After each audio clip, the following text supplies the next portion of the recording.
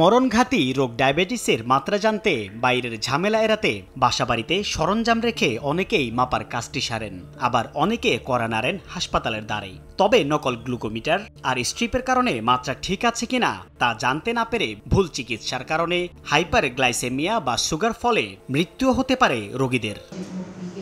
নকল পণ্য রোধে বৃহস্পতিবার দুপুরে রাজধানীর কারণ বাজারে ভোক্তা অধিকার সংরক্ষণ অধিদপ্তরে আয়োজন করা হয় আলোচনা সভা। এ সময় বাংলাদেশ ফার্মেসি কাউন্সিল জানায়, ফার্মাসিস্টদের কারসাজি বন্ধ করতে পারলে ৮০% নকল স্ট্রিপ বিক্রি বন্ধ সম্ভব।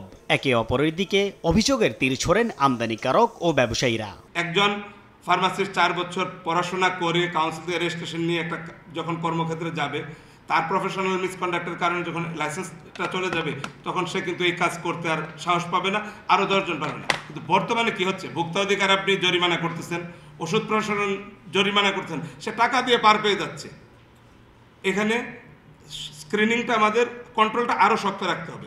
নগদের কাছে সব গ্রাহকই প্রিয়, তাই তো সারা দেশে ক্যাশ আউট চার্জ সবচেয়ে কম। বিক্রেতার পিছনে দৌড়াই কেন? যেখান থেকে ঢুকে আমরা সেই জায়গাটা আটকাই। যারা নকল করে তারা কিন্তু ওষুধের দোকানদার না, যারা নকল করে তাদের ধরেন, তাদের নকল বন্ধ হলে তার ওষুধের দোকানে ওই নকল মালটা পৌঁছাবে না।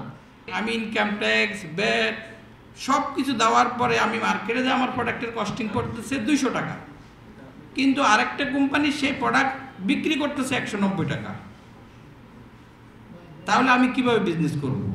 সভায় ওষুধ প্রশাসন অধিদপ্তর জানায়, বাজারে শুধু নকল স্ট্রিপ না, রয়েছে গ্লুকোমিটারও। যদিও সঠিক তথ্যের ভিত্তিতে অতি শীঘ্রই ড্রাগ লাইসেন্স বাতিলের কার্যক্রম শুরুর আশা প্রকাশ করা হয়। গ্লুকোমিটারের সাথে ম্যাচিং করাটা কোডেড একটা রিয়েজেন্ট থাকে, অর্থাৎ ওই মেশিনে ওই রিয়েজেন্টটা ইউজ করতে পারবে। তাহলে নকলটা কোন পর্যায়ে গেছে, অ্যাকোয়াসেকের মেশিনের সাথে সেই নকল স্ট্রিপটা ম্যাচ করছে। ড্রাগ লাইসেন্স বাতিল করা সেটা একটা প্রক্রিয়াধীন কাজ, এটা চলছে। অপরাধ চক্রকে চিহ্নিত করতে সবাইকে তথ্য দিয়ে সহযোগিতা করার আহ্বান জানান ভোক্তা অধিকার সংরক্ষণ অধিদপ্তরের মহাপরিচালক। এই তথ্য দেওয়ার পরে আমরা সেখানে যেটা অভিযান আছে সেগুলো যেমন করব, এখানে বলার কোনো সুযোগ নেই যে উনি ইম্পোর্টারের কাছ থেকে বা সাপ্লাইয়ের কাছ থেকে নিয়েছে। ওনার যেখান থেকে বিক্রি হচ্ছে তাকে নিশ্চিত হতে হবে এই প্রোডাক্টটার অথেন্টিক কতটুকু প্রোডাক্ট। অনুষ্ঠানে consumer association of Bangladesh cab জানায়, হাইকোর্টের রায়ের পরও দেশের বাজারে নকল স্ট্রিপের জমজমাট ব্যবসা দুঃখজনক। সাইফুল ইসলাম, সময় সংবাদ, ঢাকা।